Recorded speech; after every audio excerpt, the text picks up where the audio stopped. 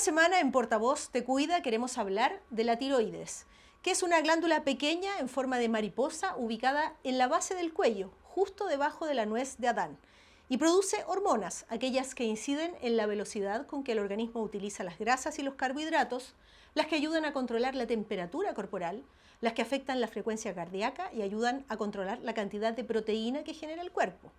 El hipotiroidismo ocurre cuando la glándula tiroides no produce una cantidad suficiente de hormonas. Hoy conversamos con Cristian Cabrera, tecnólogo médico y académico de la Universidad San Sebastián. Nos acompaña y lo tenemos ahí en pantalla. Bienvenido y muchísimas gracias por esta conversación con los canales de las regiones de Chile. Gracias por la invitación. Lo primero que queremos preguntar es qué factores pueden gatillar un problema en la glándula tiroides. Los factores, la verdad, son muy variados porque finalmente esta es una glándula de tipo endocrina que entre las funciones que tiene secretar ciertas hormonas como T3, T4, ¿cierto? Asociado daño en la hipófisis, etcétera. Por lo tanto, los factores que pueden gatillar esto son de tipo alimenticio, ya en algunos casos, puede ser de tipo congénito en otros casos, enfermedades de tipo inmunitarias que generan a veces un aumento de volumen de la glándula tiroides, como la enfermedad de Hashimoto, por ejemplo. Por lo tanto, y algunas de tipo iatrogénica, que las causas claras no se conocen el por qué llevan a una afectación de la glándula. Quiero invitarlo a escuchar las preguntas de la gente. ¿Qué síntomas nos indican que algo anda mal con la tiroides? Va a depender un poco si la actividad de la glándula está aumentada o disminuida, es decir, hay un hipertiroidismo o un hipotiroidismo. El hipertiroidismo, ¿cierto?, genera afectaciones que un poco más complejas que el hipotiroidismo. Está asociado a un aumento en la contractilidad del corazón, por ejemplo.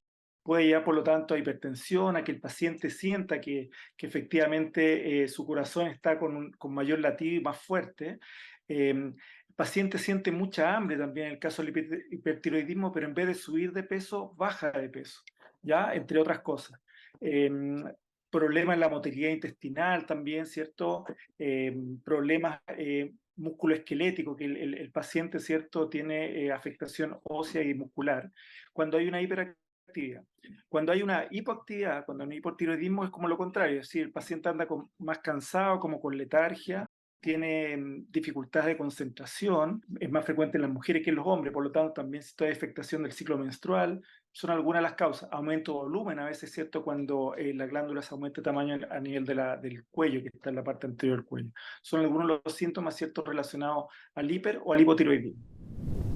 ¿A qué especialidad médica debemos recurrir y qué exámenes nos ayudan a diagnosticar un problema en la tiroides? Como es una glándula endocrina, ¿cierto?, que secreta estas hormonas, la especialidad médica específica es efectivamente la endocrinología. Ya el endocrinólogo, ¿cierto?, se preocupa específicamente de todos estos órganos endocrinos, que hay varios en el cuerpo, siendo la tiroides la de mayor tamaño. Bueno, inicialmente exámenes de sangre, ¿sí?, donde nosotros evaluamos la TSH, entre otras cosas, ¿cierto?, que es la hormona estimuladora de la tiroides, ¿cierto?, que está a nivel de la hipófisis, como también de hormonas propiamente tal que se generan en la tiroides, como la trillotironina T3 y la tiroxina libro T4, que son exámenes de sangre básicamente en donde se pueden evaluar sus niveles. ¿Quiénes tienen más riesgo de una enfermedad de la tiroides, los hombres o las mujeres? Dentro de todas las patologías tiroideas, ¿cierto?, quizás las más frecuentes son aquellas donde hay una disminución en la actividad de la tiroides, o sea, el hipotiroidismo, más frecuente por mucho más que el hipertiroidismo. Y el hipotiroidismo aproximadamente lo tiene el 19% de la población. De ese 19%, aproximadamente el 23% es en las mujeres y un 15% en los hombres, o sea, es más frecuente en las mujeres. ¿Ya? Y si la mujer es de sobre 60 años, ese porcentaje aumenta sobre el 30-35%. ¿Hay alguna edad en particular en que nosotros deberíamos preocuparnos por la tiroides? En el adulto, en general, ¿cierto?, una enfermedad asociada tanto al hipo como al hipertiroidismo, que es más complejo, ¿cierto? En el adulto ya adulto, y mientras adulto mayor aumenta más el porcentaje, ¿cierto?, sobre los 50 años. ¿Qué efectos tiene el consumo de sal en la tiroides?